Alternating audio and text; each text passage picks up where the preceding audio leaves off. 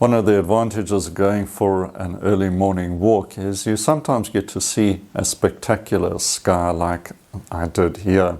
I had to take a photo because it's hard to describe when you see clouds in a formation like this. It also made me realize that the perspective lines that apply to the clouds are the same as the perspective lines we think about for the landscape. So I decided to put this down into 5 points that are important to keep in mind if you're going to paint a sky like this. Let's have a quick look and then I'll show you the little demonstration painting of the sky.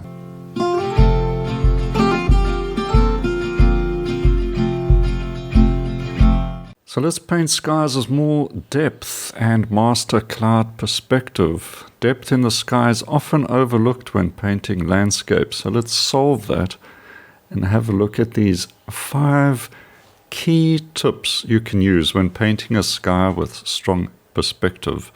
Number 1, use scale and overlap to show distance. Larger clouds near the top of the canvas and smaller compressed clouds near the horizon instantly creates depth.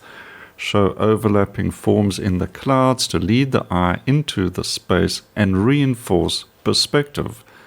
Imagine the clouds like stepping stones leading into the painting. Number 2, cool and lighten towards the horizon. As clouds recede, they pick up more atmosphere, cooler, lighter, and less saturated colors. So use warm notes like peach, lavender, soft yellows for clouds overhead, and cooler bluish pinks or grays closer to the horizon. Soften edges in the distance. Use crisper edges on nearby clouds, but blend and blur those closer to the horizon. This creates a push-pull effect. Sharp things come forward and soft things recede. Dry brushing or feathering edges with a soft brush works wonders for this effect. Value contrast decreases. Keep greater contrast in the clouds overhead and bright highlights next to dark shadows. Towards the horizon, reduce contrast so values are closer together. This mimics how our eyes perceive distance in nature. Less definition, more haze. Use perspective lines in the cloud patterns. The spacing and shape of clouds should subtly follow perspective lines that converge towards the horizon line. So try sketching faint perspective lines over your reference before painting. And let's have a look how that works. Okay, I'm doing the perspective lines on the actual paper that I'm going to paint on. It's going to work in some acrylics here. You can, of course, put these lines on your reference, but I don't have a printout of the reference on my computer screen, and I'm just looking at that as I work. But it gives you the idea, of how to set out your clouds from large at the top, getting smaller and putting them closer together, right down to the horizon. Just sketching in some of the large shapes, getting basically a pattern. I'm not following the reference that closely.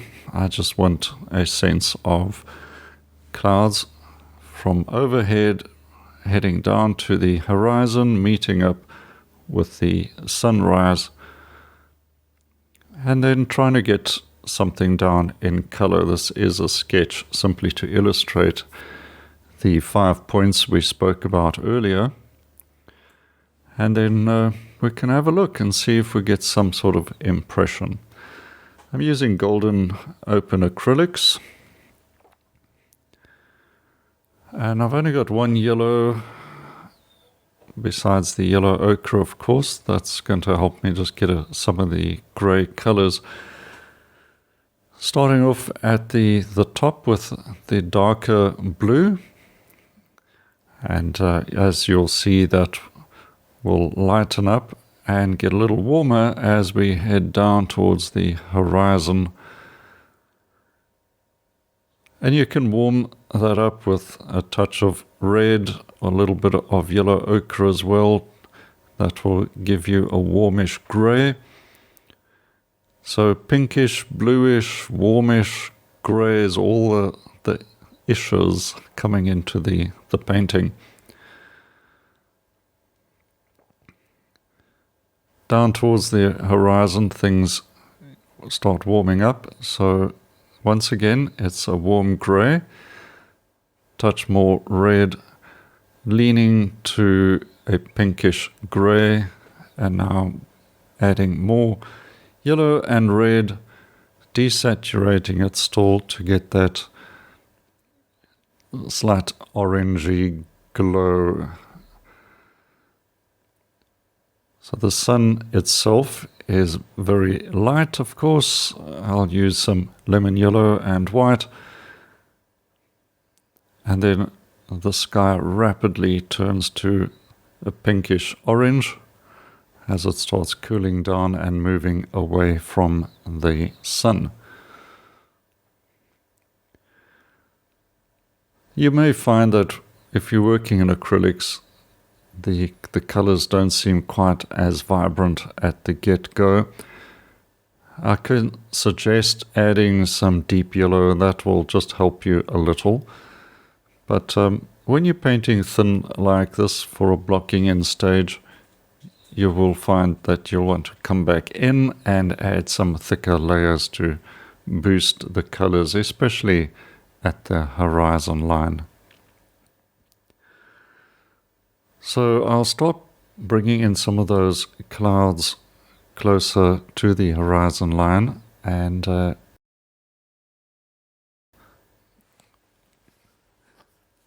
let's just block in the darks in the foreground. I'm not going to spend too much time with that because that's really not the object of the painting, but you can see near the tips of the trees, etc., on either side, I'm adding more red, a coolish red, and that might not be visible with your reference, but it is one way to just bring more color into your darks and your shadows. I'll put in that road, just a coolish ochre.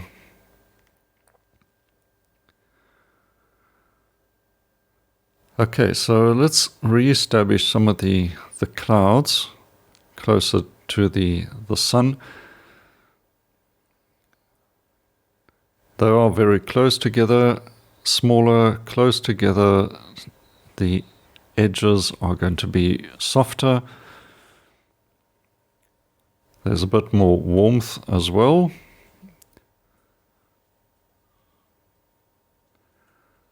And as the clouds move away and sort of come over us, following the curvature of the sky, the clouds are going to get bigger, edges are slightly firmer,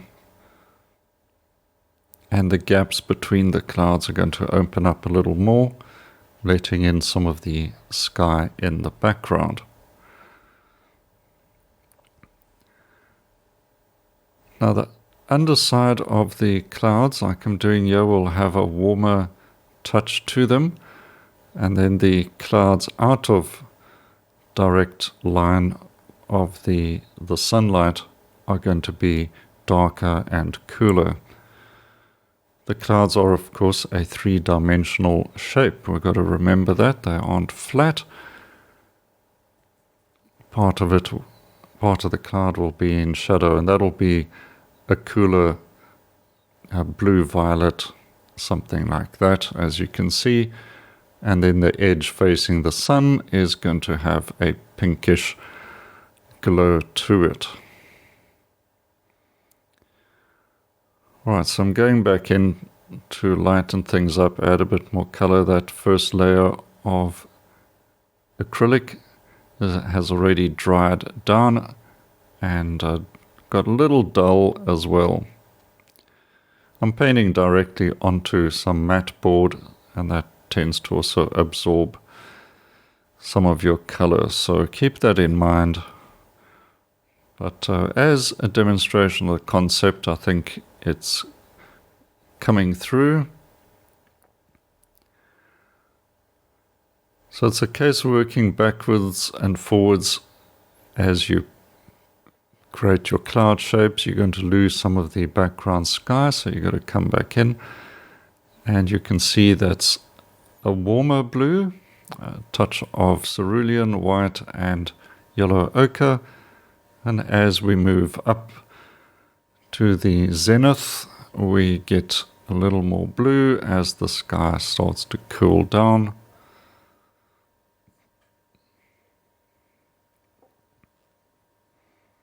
And ultimately create that sense of perspective. Edges a little firmer as well, up higher up, as those clouds are in fact closer to us. Adding a touch of orange just to get that sort of orange glow, quite thin, it's almost a glaze. And that's it. I'll do a few more touch-ups and show you the final painting coming up now. Well, I hope these 5 tips and the little demonstration are helpful to you. And keep an eye out for spectacular skies like this. And just have a go. It's a different mindset. It's not quite as straightforward as trees or a road receding along the landscape, and we're very familiar with that. But when you stop and you look at the sky in particular and the clouds, it really does make you appreciate the perspective lines, but also the delicate light and edges that we associate with sky and all those colors that are up there. Something different really gets you thinking a little more carefully about your painting. Well, if you want to have a go with this painting, I'm going to add the reference to my free course on how to paint some of my YouTube demonstrations. So you'll find a link in the description. Go along there, download the reference and have your own go at this cloudscape. Also, don't forget to subscribe to my channel. There's more videos coming all the time and you don't want to miss those. So make sure you hit the notification bell as well so you don't miss that video. Well, until next time, enjoy your cloud paintings and cheers for now.